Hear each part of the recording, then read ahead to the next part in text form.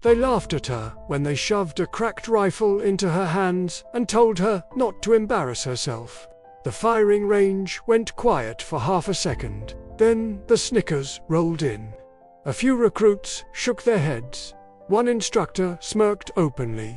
The rifle's stock was chipped, the scope slightly misaligned, the bolt stiff like it hadn't been serviced in years. It was the kind of weapon they handed to someone they didn't expect to hit anything with. She looked at the rifle once. No complaint, no argument.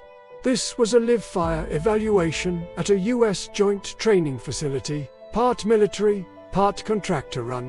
Observers stood behind the glass. Instructors leaned against the railings, confident and loud.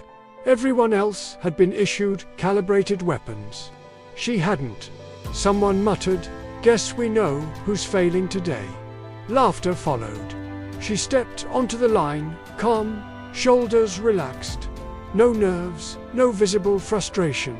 She didn't ask for a replacement. Didn't point out the cracked scope ring. Didn't test fire a warm-up shot like the others had. The imbalance was obvious. The range officer called out the distance, farther than standard qualification. Wind was picking up. Even with a perfect rifle, it wasn't an easy shot. One instructor folded his arms. "Let's keep it moving. Take the shot." She nodded once. Behind the glass, a contractor whispered, "Why is she even here?" No one answered. She adjusted her stance slightly.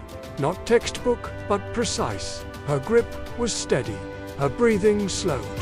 The chatter faded as something subtle changed. The room didn't know why, but the confidence in her posture didn't match the setup. The first hint came when she checked the rifle's serial number. She paused for half a second longer than necessary. An instructor frowned. "You got a problem?" She shook her head. "No, sir. Just 2 words. Calm, controlled." She adjusted the scope manually, not compensating for the crack, but for the wind.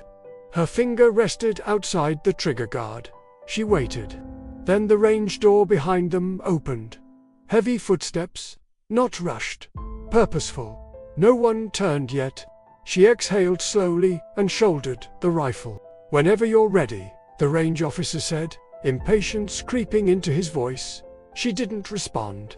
Another step echoed behind the line. A quiet voice spoke to someone near the back. Too quiet to hear, but the tone was respectful. Formal. The rifle fired. The crack echoed sharp and clean. A full second passed. Then the steel target at impossible distance rang dead center. No ricochet, no edge, hit, a perfect strike.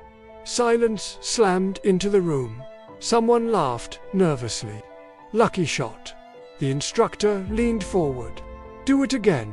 She cycled the bolt, the stiff mechanism catching for a moment, then settling like it recognized her. She didn't rush, she didn't smile.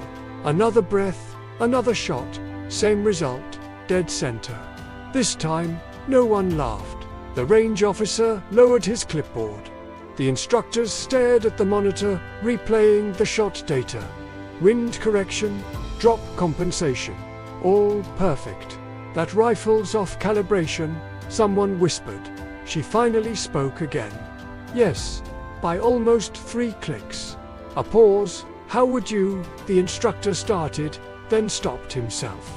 Footsteps reached the line. A man in uniform stepped forward, not range staff. His presence changed the air immediately. Rank insignia caught the light. Conversations died mid-sentence. He didn't look at the instructors. He looked at her. "Ma'am," he said quietly. Every head snapped toward him. "Ma'am." She lowered the rifle and turned. "Sir." Another uniformed officer followed. Then another. And another. 5 of them, generals. No announcement. No ceremony. Just their presence unmistakable. The instructors froze. One stammered, "Sirs, we didn't know." The first general raised a hand without looking at him. He addressed her. "We were told there might be a delay." "No delay," she replied. Just a test.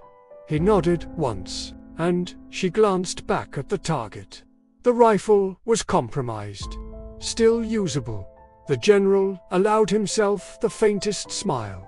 The room felt smaller, tighter. The range officer swallowed hard. She wasn't scheduled. She was, the general said calmly, by us. He finally turned to the instructors. You handed her a broken rifle. One tried to laugh it off. Sir, it was part of what? The general asked. Voice even. No answer came. Another general stepped forward. Do you know who she is? Silence. She's the one we send when standard weapons fail, he continued. When conditions are wrong. When the shot shouldn't be possible.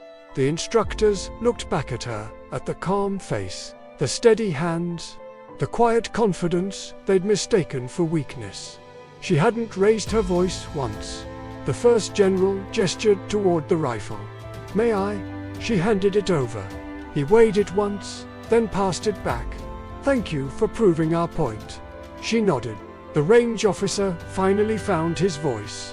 Permission to continue the evaluation. The general shook his head. Evaluation's over. He turned to her. We're ready when you are. She slung the rifle over her shoulder, eyes never leaving the instructors. As she walked past them, one finally whispered, barely audible, I'm sorry. She stopped, turned just enough to meet his eyes. Her voice was calm, flat, controlled. Don't be, she said.